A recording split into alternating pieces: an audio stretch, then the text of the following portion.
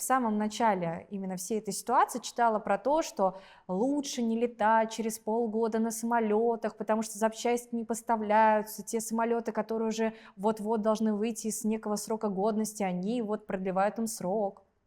Не, ну, нашли, как доставать запчасти. Поначалу была проблема, насколько я знаю. Сейчас вроде уже это все на поток, скажем так, поставили. То есть достают запчасти, ставят какие-то, наверное, ремонтируют, я точно не знаю.